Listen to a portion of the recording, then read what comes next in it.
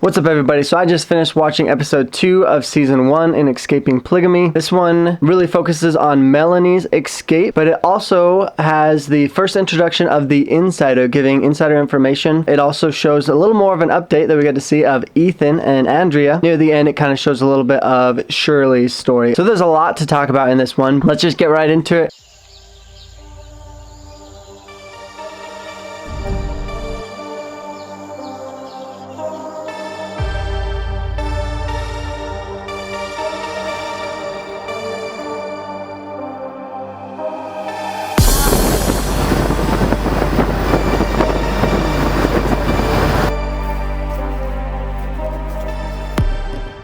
Melanie's escape, or the way that she ends up having to escape, because she tries to plan ahead. It even says in the beginning of the episode, when she meets up with Jessica, she specifically tells her that she wants to do it on a Sunday when her family is at church. That's the same way that I had planned my escape, because it just helps things to run much more smoothly without people yelling at you and trying to stop you, which we see in Melanie's case. Unfortunately, it doesn't work out for her, and she does have to deal with a lot of that yelling and arguing and fighting with the family, trying to even tell her what she is thinking and what she wants to do with her life in the moment, as Melanie is literally packing her things and clearly showing that she wants to leave and no longer wants to be a part of the order. We're here. I gotta go. It was really crazy to see this part. Like, oh my gosh, the intensity of it, hearing all those screams, like, get out of our house! This is the epiphany of the reason why we can't let people know how we feel in the order. You guys don't accept open communications, and we'll never even have a decent discussion about someone that might be contemplating leaving the order. You guys just don't accept it. She's 18 years old. I feel for Melanie a lot. Unfortunately, something happened to where she ended up needing to leave earlier than her planned day. So it was much harder to do so, because then it became out in the open. Everyone knew what she was trying to do, and of course they tried to stop her. Ran in and we just ran to the noise, and then they all just saw us and they started yelling, and she's trying to get out. They're holding her down.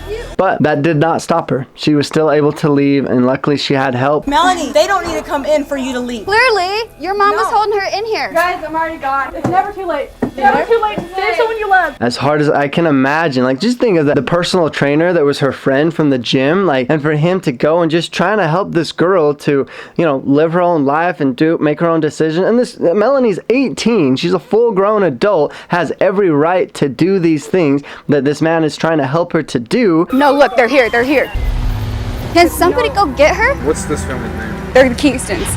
I know the name. Her family is yelling at them, trying to stop them, and just giving them a really hard time. I can imagine just how shocked he must have been and wondering like what he got himself into. I'm sure it was very tough, but I would imagine she appreciated having his help, and I know how hard it can be.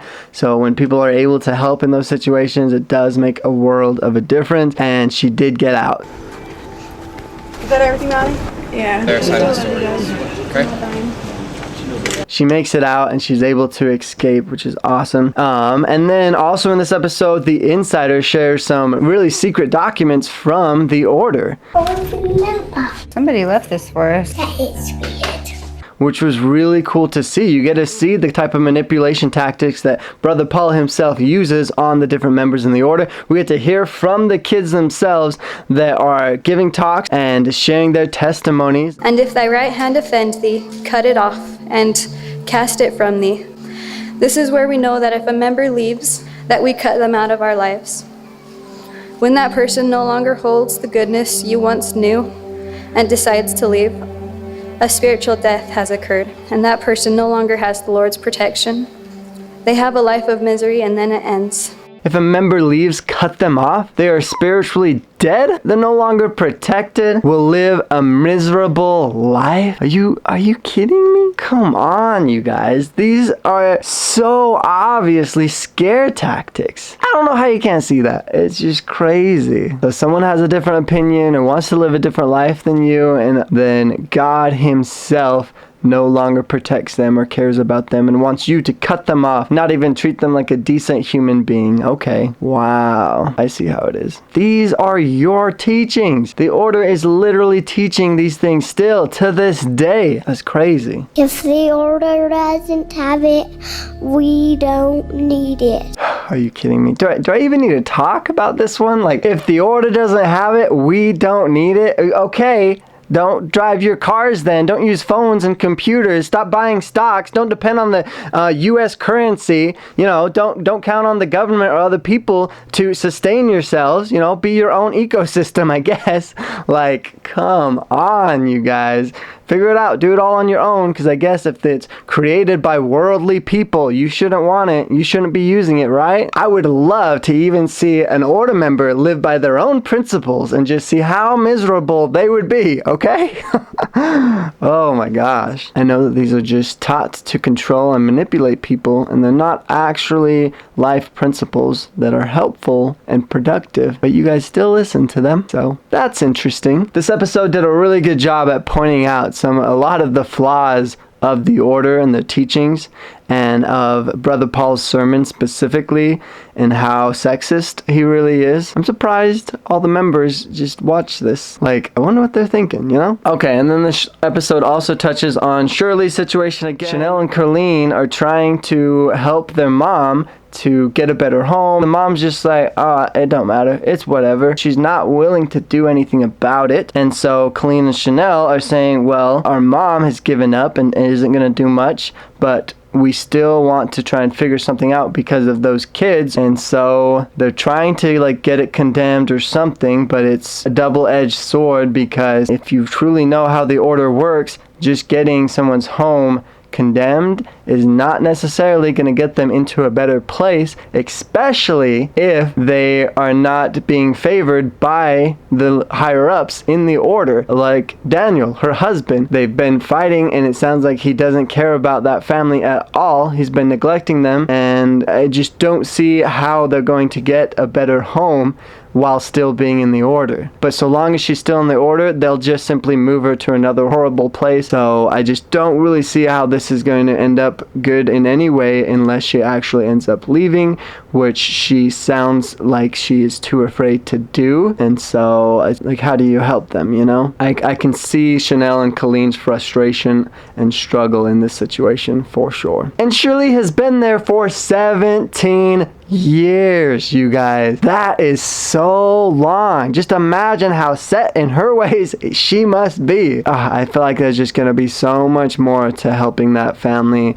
than we understand. There's so many times when situations seem so hopeless. There's not always something that we can do, but we can at least try. Hey. Hey, how's it going? Good, how are you? Haven't seen you in a while. Tomorrow you're transitioning. Yeah. That's really exciting. You know that I am obsessed with Ethan's story, and in this episode they have a little bit of a follow-up with Andrea and Ethan and show the progression that he has made. Once he gets clean and is feeling really good, he decides to go and try and see his family, and he ends up seeing his dad. I feel like I've learned a lot about acceptance. When my dad kicked me out, I was 15. I was really depressed about it. The fact that he can't accept me into his life because of a religion. I just started feeling hurt, not worth anything, and I just wanted to cover all those up, the worst feelings I've ever had. And he talks about how he no longer feels this pain or guilt from his dad not accepting him as his son and things like that, and he just kind of had to move on past that, and being able to go and see them and have this good conversation with his dad and with his family really helped him to move past that and not kind of hold on to that rejection or feelings of being disowned by his family. So I just thought that was really cool to see. I don't look at you as like my dad really anymore. Like, I don't know how to explain it. And before, he had talked about how he's felt such a need to have his dad's approval, and he no longer needs that. So it's really cool to see him move past that and just becoming his own person and accepting himself for who he is and progressing from there. And just to see the smile that he brings onto Andrea's face, and just, I don't know, that's awesome. I think that's really cool.